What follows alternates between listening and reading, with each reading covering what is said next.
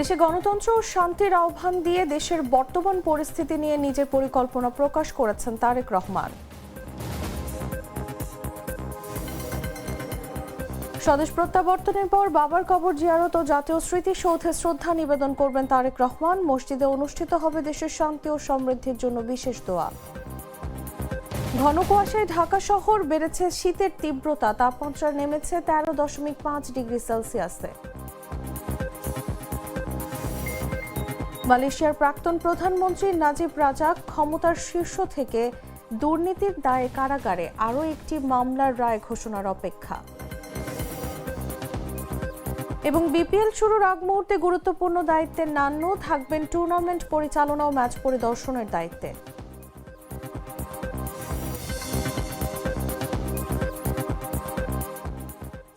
এতক্ষণ শুনছিলেন সংবাদ শিরোনাম। দর্শক, আমন্ত্রণ বেলা 11টার সংবাদে, সাথে আছি আমি তসলিমা তিথি।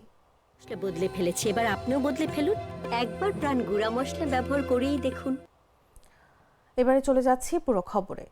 শান্তি, নিরাপত্তা আর গণতন্ত্রের ডাক দিয়ে দীর্ঘ 17 বছর পর দেশে ফিরেই নিজের রাজনৈতিক পরিকল্পনার রূপরেখা তুলে ধরেছেন বিএনপির ভারপ্রাপ্ত চেয়ারম্যান তারেক রহমান। একটি নিরাপদ ও অন্তর্ভুক্তিমূলক বাংলাদেশ গড়ার প্রত্যয়ের পাশাপাশি তরুণদের সামনে রেখে অর্থনৈতিকভাবে শক্তিশালী রাষ্ট্র বিনির্মাণের কথাও জানান তিনি। বিস্তারিত জাগো ডেস্ক রিপোর্টে। দীর্ঘ 17 বছরের নির্বাসনের পর দেশে ফিরে বিএনপির ভারপ্রাপ্ত চেয়ারম্যান তারেক রহমান একটি নিরাপদ বাংলাদেশ গড়ার প্রত্যয় ব্যক্ত করেছেন। বৃহস্পতিবার বিকেলে রাজধানীর 300 ফিট সড়কে দলের পক্ষ থেকে আয়োজিত গণসংবর্ধনায় তিনি বলেন, এমন একটি বাংলাদেশ গড়ে তুলতে চান যা একজন মা তার সন্তানের জন্য কল্পনা করেন, যেখানে মানুষ নিরাপদে ঘর থেকে বের হতে পারবে এবং নিশ্চিন্তে ঘরে ফিরতে পারবে। তারেক রহমান এ সময় বলেন, 1971 সালে যেমন জনগণের ঐক্যে স্বাধীনতা অর্জিত হয়েছিল, তেমনি 2024 সালে সব শ্রেণী পেশার মানুষের একসঙ্গে দেশের স্বাধীনতা ও সার্বভৌমত্ব রক্ষা করেছে। এখন সময় এসেছে জনগণের কথা বলার অধিকার ও গণতন্ত্র পুনরুদ্ধারের। মাত্র সেদিনের ঘটনা, কিভাবে আমরা দেখেছি আমাদের তরুণ প্রজন্মের সদস্যরা নিজের জীবন উৎসর্গ করেছে দেশের এই স্বাধীনতা এবং সার্বভৌমত্বকে রক্ষা করার জন্য। মার্টিন লুথার কিং এর ঐতিহাসিক উক্তির আদলে তিনি এ সময় বলেন, দেশ গঠনে তার সুস্পষ্ট পরিকল্পনা রয়েছে, যা বাস্তবায়নে সবার সহযোগিতা প্রয়োজন। I have a plan for the people of my country, for my country. আজ এই পরিকল্পনা দেশের মানুষের স্বার্থে, এই সারা বাংলাদেশে গণতন্ত্রের শক্তি যত মানুষ উপস্থিত আছেন, প্রত্যেকটি মানুষের সহযোগিতা আমার লাগবে। তিনি আরো বলেন, তরুণ প্রজন্মই আগামী দিনের বাংলাদেশ বিনির্মাণ করবে। তরুণ প্রজন্মের সদস্যরা কিভাবে নিজের জীবন উৎসর্গ করেছে দেশের এই স্বাধীনতা এবং সার্বভৌমত্বকে রক্ষা করার জন্য। এর আগে 3:50 গণসংবর্ধনা মঞ্চে পৌঁছালে বিএনপি মহাসচিব মির্জা ফখরুল ইসলাম আলমগীরের নেতৃত্বে নেতাকর্মীরা তাকে স্বাগত জানান। সকালে যুক্তরাজ্য থেকে সপরিবারে দেশে ফেরেন তারেক রহমান। তুষার ইসলাম, জাগো নিউজ, ঢাকা। দীর্ঘ 17 বছরের প্রতীক্ষার অবসান ঘটিয়ে স্ক্রিনের রাজনীতি পেরিয়ে সরাসরি মঞ্চে দাঁড়ালেন বিএনপির ভারপ্রাপ্ত চেয়ারম্যান তারেক রহমান। এই উপস্থিতি শুধু একটি রাজনৈতিক ভাষণ নয়, বরং নির্বাসনের দীর্ঘ অধ্যায় পেরিয়ে রাজনীতিতে শক্তভাবে ফেরার প্রতীক। নেতাকর্মীদের আবেগ, জনতার উচ্ছ্বাস আর প্রত্যাশার ঢেউয়ে রচিত হলো এক নতুন মুহূর্ত। বিস্তারিত জাগো ডেস্ক রিপোর্টে। দীর্ঘ প্রতীক্ষা ফুরল, অবশেষে গণসংবর্ধনা মঞ্চে এলেন নেতাকর্মী আর উৎসুক জনতার স্লোগানে মুখর 300 ফিট ও আশেপাশের এলাকা। চারদিকে তুমুল উচ্ছ্বাস। মঞ্চে উঠে হাত নেড়ে ভালোবাসা ও শুভেচ্ছার জবাব দিলেন বিএনপির ভারপ্রাপ্ত চেয়ারম্যান তারেক রহমান। দেখে মনে হতে পারে এটি একটি সাধারণ রাজনৈতিক সমাবেশ, কিন্তু বাস্তবে এটি 17 বছরের এক দীর্ঘ অপেক্ষার পরিসমাপ্তি। দীর্ঘ নির্বাসন জীবনে তারেক রহমান রাজনীতির মঞ্চে সরাসরি উপস্থিত থাকতে পারেননি। পর্দার আড়াল থেকে চলেছে তার রাজনৈতিক যাত্রা। ভিডিও বার্তা, ভার্চুয়াল সভা আর স্ক্রিন নির্ভর বক্তব্যে সীমাবদ্ধ ছিল নেতাকর্মীদের সঙ্গে তার যোগাযোগ। আজ সেই চিত্র বদলে গেছে। স্ক্রিনের রাজনীতি পেরিয়ে সরাসরি মঞ্চে দাঁড়িয়ে ভাষণ দিয়েছেন বিএনপির ভারপ্রাপ্ত চেয়ারম্যান তারেক রহমান। 17 বছর পর তার এই সরাসরি বক্তব্য ঘিরে নেতাকর্মীদের মধ্যে তৈরি হয়েছে আবেগ ও প্রত্যাশার নতুন ঢেউ। অনেকের কাছে এটি শুধু একটি ভাষণ নয়, বরং দীর্ঘ নির্বাসনের পর রাজনীতিতে শক্তভাবে ফিরে আসার প্রতীক। বৃহস্পতিবার 3:50 দিকে সংবর্ধনা মঞ্চে এসে পৌঁছান বিএনপির ভারপ্রাপ্ত চেয়ারম্যান তারেক রহমান। এর আগে কড়া নিরাপত্তায় বিমানবন্দর থেকে 300 ফিটের সংবর্ধনা স্থলের উদ্দেশ্যে রওনা দেন তিনি। সবার আগে বাংলাদেশ ব্র্যান্ডিংয়ে লাল সবুজের একটি বাসে করে সেখানে পৌঁছান তিনি। এ সময় রাস্তার দুই পাশে নেতাকর্মীরা তাকে অভিবাদন জানান। নেতাও সংবর্ধনা স্থলে যেতে যেতে দেশবাসীর উদ্দেশ্যে বাস থেকে হাত নেড়ে শুভেচ্ছা জানান। তার আগমন ঘিরে পুরো পথ জনসমুদ্রে পরিণত হয়। জাতির উদ্দেশ্যে বক্তব্য রাখেন তিনি। এ সময় লক্ষ জনতার মাঝে দেখা যায় নেতা ফিরে আসার উচ্ছ্বাস। স্ক্রিন থেকে মঞ্চে 17 বছর পর তারেক রহমানের এই উপস্থিতি তাই নিছক রাজনৈতিক কর্মসূচি নয়, এটি একদিকে অতীতের অপেক্ষা ও নীরবতার ইতি টানার মুহূর্ত, অন্যদিকে দেশের রাজনীতিতে নতুন অধ্যায়ের সূচনার ইঙ্গিত। নিউজ ডেস্ক, জাগো নিউজ। বিএনপির ভারপ্রাপ্ত চেয়ারম্যান তারেক রহমান শুক্রবার শহীদ রাষ্ট্রপতি জিয়াউর রহমানের সমাধি এবং সাভারের জাতীয় স্মৃতিসৌধে শ্রদ্ধা নিবেদন করবেন। বৃহস্পতিবার রাতে বিএনপির মিডিয়া সেলের সদস্য সাইরুল কবির খান এই তথ্য জানান। জানা গেছে, শুক্রবার বাদ জুমা বেলা 2টার দিকে শহীদ রাষ্ট্রপতি জিয়াউর রহমানের কবর জিয়ারত করবেন। পরে তিনি সাভারের জাতীয় স্মৃতিসৌধে মুক্তিযুদ্ধের শহীদদের প্রতি শ্রদ্ধা নিবেদন করবেন। এছাড়া রাজধানীর এভারকেয়ার হাসপাতালে চিকিৎসাধীন খালেদা জিয়ার সুস্থতার জন্য এবং তারেক রহমানের সপরিবারের স্বদেশ প্রত্যাবর্তন উপলক্ষে বিএনপির উদ্যোগে ঢাকা সহ দেশের মসজিদে মসজিদে জুমার নামাজ শেষে আজ দোয়া অনুষ্ঠিত হবে। ঢাকা সহ সারা দেশে বিএনপি এবং এর অঙ্গ ও সহযোগী সংগঠনের সব পর্যায়ের নেতাকর্মী এবং সাধারণ জনগণকে এই দোয়ায় অংশ নিতে অনুরোধ জানিয়েছে BNP.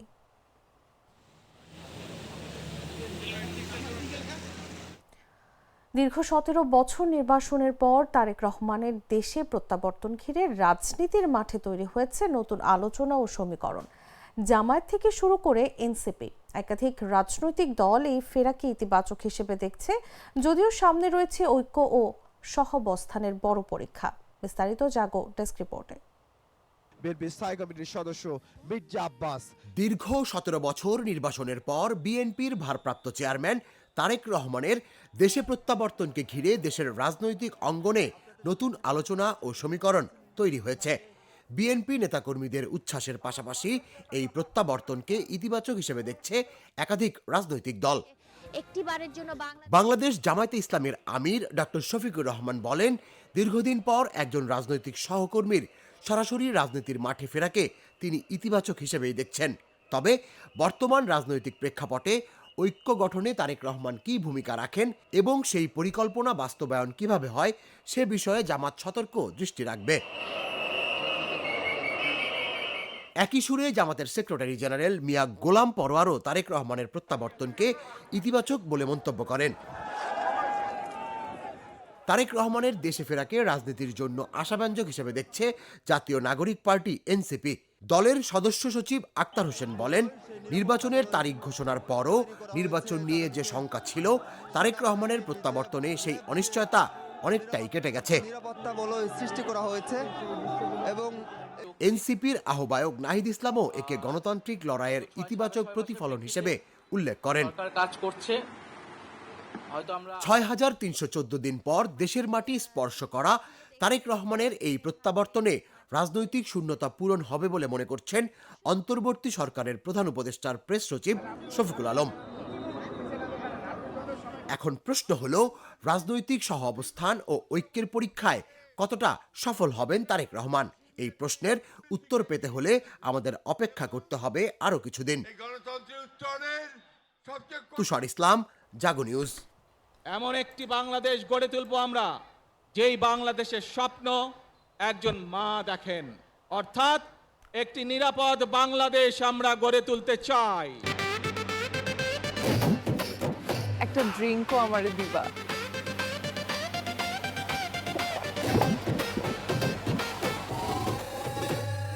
Jingle jabao, nacho shabai.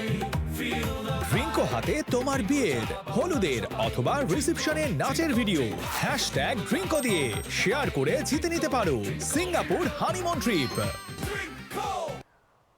বিএনপির ভারপ্রাপ্ত চেয়ারম্যান তারেক রহমানের স্বদেশ প্রত্যাবর্তন উপলক্ষে রাজধানীতে দেয়া বিশাল সংবর্ধনার পরদিন ভিন্ন চিত্র দেখা গেছে শহরের গুরুত্বপূর্ণ সড়কগুলোতে। গতকাল বৃহস্পতিবার পূর্বাঞ্চলের জুলাই 36 এক্সপ্রেসওয়ে বা 300 ফিট সড়ক, 100 ফিট সড়ক, কুড়িল ও বিমানবন্দর এলাকায় কয়েক লাখ মানুষের সমাগম হয়। অনুষ্ঠান শেষে সন্ধ্যার পর সড়ক জুড়ে পড়ে থাকতে দেখা যায় খাবারের প্যাকেট, ব্যানার, লিফলেট ও অন্যান্য আবর্জনা। বৃহস্পতিবার রাতে বিএনপির মিডিয়া সেল জানায় শুক্রবার সকাল থেকে স্বেচ্ছাশ্রমে পুরো এলাকার বর্জ্য অপসারণ করা হবে। তবে শুক্রবার সকাল 8:30 পর্যন্ত কুড়িল বিশ্ব রোড ও 100 ফিট সড়কে বিএনপির নেতাকর্মীদের তেমন উপস্থিতি দেখা যায়নি। এদিকে সকাল থেকেই পরিচ্ছন্নতার কাজে নেমেছে ঢাকা উত্তর সিটি কর্পোরেশন। উত্তরা, গুলশান ও বনানী সহ আশপাশের এলাকা থেকে অতিরিক্ত পরিচ্ছন্নতা কর্মী এনে সড়ক ও ফুটপাত পরিষ্কার করা হচ্ছে। সিটি কর্পোরেশন জানিয়েছে বেলা 11টার মধ্যেই পুরো এলাকা পরিষ্কার করা সম্ভব হবে।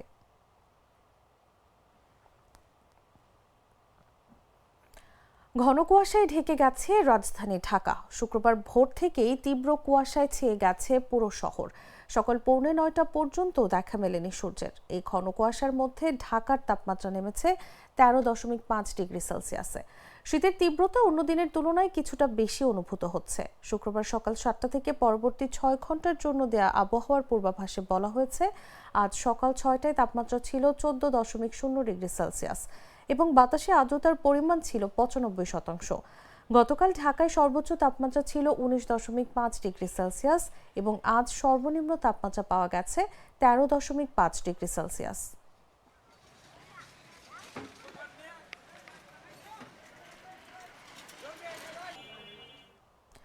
বিএনপির ভারপ্রাপ্ত চেয়ারম্যান তারেক রহমানের আগমনকে কেন্দ্র করে চট্টগ্রামের মিরসরাইয়ে মিষ্টি বিতরণ করা হয়েছে। এ সময় নেতাকর্মী ও সমর্থকদের মধ্যে ব্যাপক উৎসাহ উদ্দীপনা দেখা গেছে। বৃহস্পতিবার রাতে উপজেলার শাহেরখালী ইউনিয়নে নেতাকর্মীদের মাঝে মিষ্টি বিতরণ করা হয়। এছাড়া উপজেলার ইছাখালী ইউনিয়নে আনন্দ মিছিল অনুষ্ঠিত হয়েছে। মিছিলে অংশগ্রহণকারীরা তারেক রহমানের আগমনকে গণতন্ত্র পুনরুদ্ধারের পথে একটি গুরুত্বপূর্ণ অগ্রগতি হিসেবে উল্লেখ করেন এবং দলীয় নানা স্লোগান দেন। তারেক রহমানের আগমনে মিরসরে মিষ্টি বিতরণ। এ সময় বিএনপির নেতাকর্মীরা বলেন, তারেক রহমানের নেতৃত্বে দেশে গণতন্ত্র, ভোটাধিকার ও মানুষের মৌলিক অধিকার পুনঃপ্রতিষ্ঠিত হবে এমন প্রত্যাশা থেকে এ আনন্দ আয়োজন। মিষ্টি বিতরণকালে উপস্থিত ছিলেন বিএনপি নেতা শাহজাহান খোকন, মোফাজ্জল হোসেন চৌধুরী, জাদু মিয়া সহ নেতৃবৃন্দ।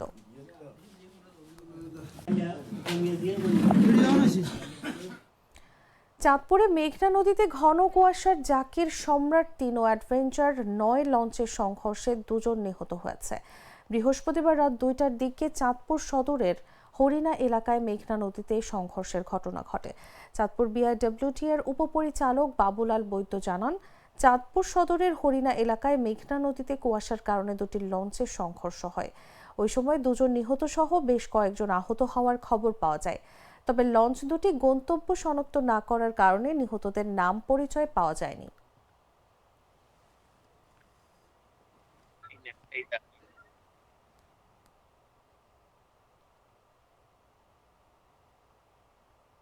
বাছাইকৃত লাল সরিষার দানা থেকে তৈরি হয় প্রাণ সরিষার তেল, আসল ঝাঁঝে আসল স্বাদে। জানাবো আন্তর্জাতিক সংবাদ।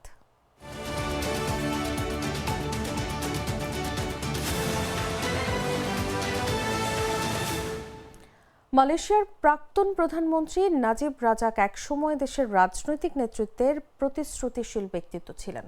নাজিব 2009 সালে প্রধানমন্ত্রী হওয়ার সময় সংস্কারের প্রতিশ্রুতি দিয়েছিলেন এবং কিছু বিতর্কিত আইন বাতিল করেছিলেন। তবে 9 বছরের ক্ষমতার পর তিনি দুর্নীতির অভিযোগে কারাগারে। বর্তমানে 72 বছর বয়সী নাজিব এক এমটিবি কেলেঙ্কারিতে যুক্ত হয়ে 6 বছরের সাজা ভোগ করছেন। শুক্রবার তার বিরুদ্ধে আরও একটি বড় মামলার রায় ঘোষণা হওয়ার কথা রয়েছে, যা দোষী সাব্যস্ত হলে তার সাজা বাড়তে পারে। 2018 সালে ক্ষমতা হারানোর পর নাজিব ও তার স্ত্রী রোসমা মনসুরের বিলাসী জীবন এবং দুর্নীতির অভিযোগ দেশ জুড়ে আলোড়ন তোলে। এক এমডিবি তহবিল থেকে কোটি কোটি ডলার ব্যক্তিগত সম্পদ, বিলাসবহুল জীবনযাপন ও হলিউড সিনেমায় ব্যয় হয়েছে বলে অভিযোগ ওঠে। নাজিব এসব অভিযোগ অস্বীকার করলেও 2020 সালে এক মামলায় দোষী সাব্যস্ত হয়ে সাজা পান। একসময় মালয়েশিয়ার সবচেয়ে ক্ষমতাধর নেতা নাজিব আজ দুর্নীতির প্রতীক হয়ে ইতিহাসে স্থান করে নিয়েছেন। শুক্রবারের রায় তার রাজনৈতিক ভবিষ্যৎ এবং অবশিষ্ট প্রভাব নির্ধারণে গুরুত্বপূর্ণ ভূমিকা রাখবে।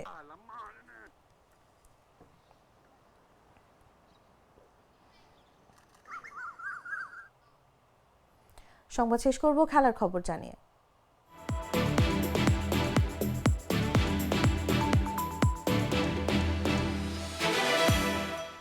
বিপিএলের দ্বাদশ আসর শুরুর ঠিক আগে চট্টগ্রাম রয়্যালসের মালিকানা নিয়ে জটিলতা। মালিকপক্ষ দল চালাতে অপারগতা জানানোয় বাধ্য হয়ে চট্টগ্রামের মালিকানা নেয় বাংলাদেশ ক্রিকেট বোর্ড।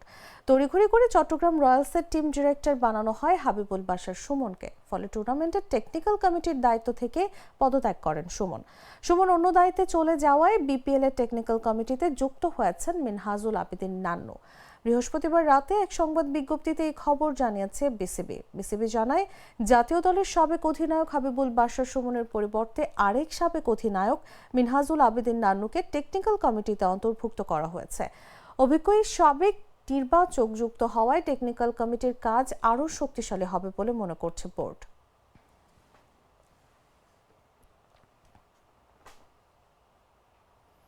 সংবাদ শেষ করার আগে শিরোনামগুলো জানিয়ে দিচ্ছি আরও একবার।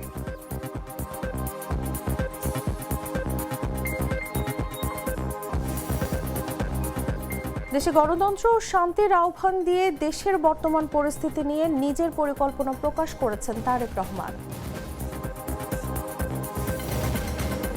স্বদেশ প্রত্যাবর্তনের পর বাবার কবর জিয়ারত ও জাতীয় স্মৃতিসৌধে শ্রদ্ধা নিবেদন করবেন তারেক রহমান। মসজিদে অনুষ্ঠিত হবে দেশের শান্তি ও সমৃদ্ধির জন্য বিশেষ দোয়া। ঘন কুয়াশায় ঢাকা শহরে বেড়েছে শীতের তীব্রতা, তাপমাত্রা নেমেছে 13.5 ডিগ্রি সেলসিয়াস। মালয়েশিয়ার প্রাক্তন প্রধানমন্ত্রী নাজিব রাজাব ক্ষমতার শীর্ষে থেকে দুর্নীতির দায়ে কারাগারে, আরও একটি মামলার রায় ঘোষণার অপেক্ষা। এবং বিপিএল শুরুর আগ মুহূর্তে গুরুত্বপূর্ণ দায়িত্বে নান্নু থাকবেন টুর্নামেন্ট পরিচালনা ও ম্যাচ পরিদর্শনের দায়িত্বে।